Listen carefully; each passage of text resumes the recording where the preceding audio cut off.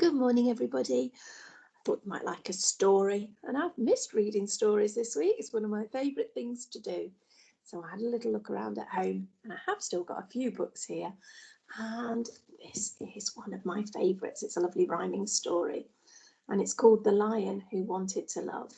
And it started as a poem by the author, Giles Andrea. And then he changed it into a story. He made that poem bigger. Okay, so I think there's lots of rhymes along the way. Lovely illustrations, aren't they?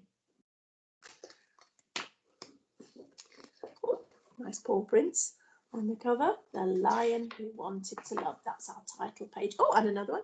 Oh, he's hugging a zebra. Lions don't often do that, do they? That I know about. Here he is. Here's the start of the story. Deep in the African heartland, way out on the hot sunny plains, there lived a small lion who didn't fit in, and Leo was this lion's name. African heartland, that's the middle of Africa. When it's the heart, it means it's in the middle of something. So here's Leo. He looks a lovely lion, doesn't he? He's a lion cub. Now, lions are usually fierce, and lions are meant to be strong. But Leo just wanted to love everybody and play with his friends all day long. You worry me, Leo, my darling, his mum started saying one day. You'll never survive in the animal world if you don't learn to hunt for your prey. Oh, she means hunt and catch other animals to eat, doesn't she? That's the prey, what you want to eat. But Mummy, said Leo, bewildered, I don't think I quite understand. I'm sure there are plenty of lions that hunt who could kill all the beasts in the land. When you're bewildered, it means you can't quite understand something. And besides, when I'm close to a zebra, a funny thought goes through my head. Instead of deciding to bite through his skin, I'd much rather hug him instead. So he doesn't want to catch a zebra to eat it. He wants to give him a big hug. Oh dear, he's looking stern now. This is serious. I have spoken, said Leo's mum sternly. It's up to you now to decide. But if you insist you're not going to hunt, then there's no place for you in our pride. Oh dear, a pride is the group of lions. And they're saying if you can't hunt, you can't be in our pride. Oh no, poor Leo. Looks awfully sad, doesn't he? Poor Leo crept out of the jungle, but hoped that with love in his heart, he'd learn how to cope in the animal world. He didn't know quite where to start. Oops, let's see if I've missed a page. No, I haven't. That evening, while Leo was sleeping, he woke to the thunder of hooves. And when he looked up from his lair, he could see a whole antelope herd on the move. A lair is an animal's home. Some leopards were running beside them, surrounded by thick clouds of dust. Leo thought quickly. He jumped to his feet. I must help them, he cried. Yes, I must. So the leopards are chasing the antelopes. The antelopes are their prey.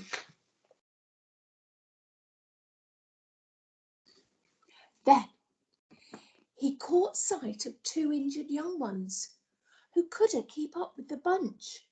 If he didn't help them to try to escape, the leopards would eat them for lunch. Leo led them back to safety, and he gave them some food they could eat. He licked their wounds clean till they both became strong, and he nursed them both back onto their feet. So the younger, weaker ones he took into his cave, didn't he, to protect them from the leopards. Led them back to safety. Good old Leo. The antelope babies kissed Leo and told him we'll never forget that you saved our lives when we thought we were dead. You're the loveliest lion we've met. Well, Leo was very excited. His face had lit up in a smile. It's fun making friends in the jungle, he thought, and he lay down and slept for a while.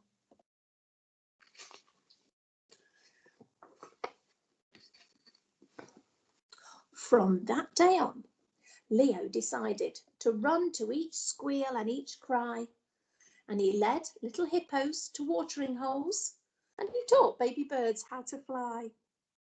In the African heartland, there's not always a lot of water, so where there's pools of water, then that's called a water hole, and all the animals will come there to drink.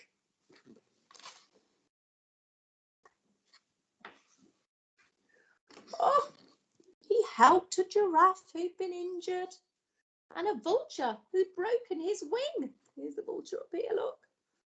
And even though all of his friends gave him food, you know what? He never once asked for a thing. The elephant's squirting some water into his mouth. He doesn't need the watering hole there, does he? But he's looking after the animals, and the other animals are looking after him. Then one day, beside a wide river, Leo heard a small animal scream. He ran to the banks and he caught sight of a cheetah being swept very quickly downstream.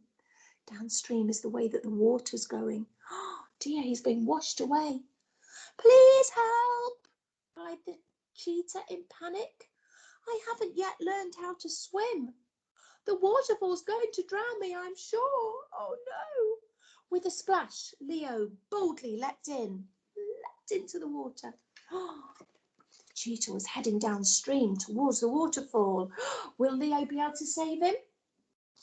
Phew, I think he did.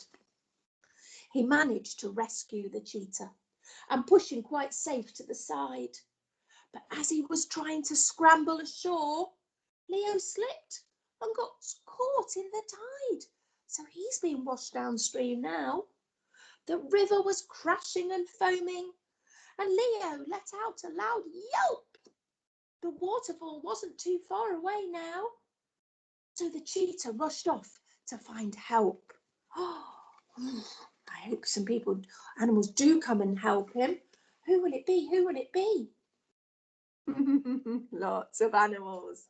Think of all those animals that he's helped before today. The friends Leo had in the jungle all raced to the bank straight away. They wanted so much to show Leo their thanks. At last, they had now found a way. Done so much for them, hadn't he?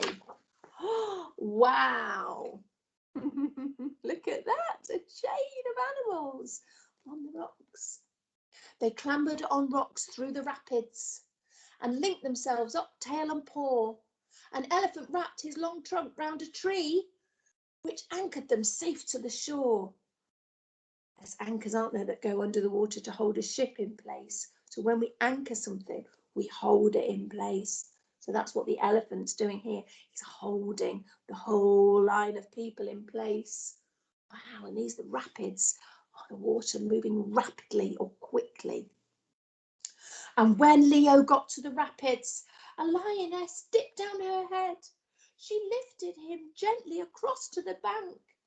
You're safe, Leo, darling, she said. So who was that? Who was at the front of the line? A lioness. A female lion, I think it might be his mom. Oh, my son, you're a brave little lion. She spoke in her humblest tone. I was wrong. Now I see love can bring us together. Please, Leo, she said, come back home. So she'd recognised and seen, hadn't she, how loved he was for all the help and kindness that he'd shown. Such a kind little lion. You've got to be strong to be different. And when you've got love on your side, you've got the most valuable gift that there is. And we'd like you as king of our pride. So they recognised, didn't they, how important kindness is and showing love to others.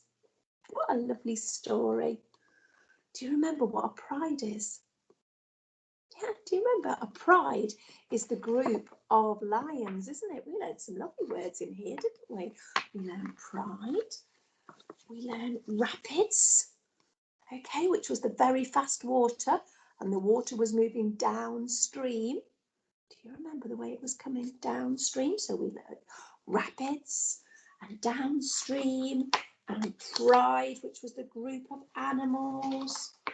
Oh, and we also learnt about a word called bewildered. I'm trying to find that in the story. Sure where it is. It must be somewhere on one of these pages. Bewildered. It was when you're not quite sure, when you're bewildered, things don't make sense, do they?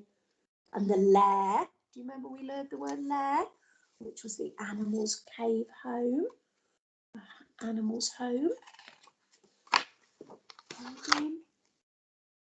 And there he was. The beginning up there it was, bewildered. But Mummy, said Leo, bewildered. I don't think I quite understand. So when you're bewildered, things don't quite make sense. But in the end, it all made sense, doesn't it?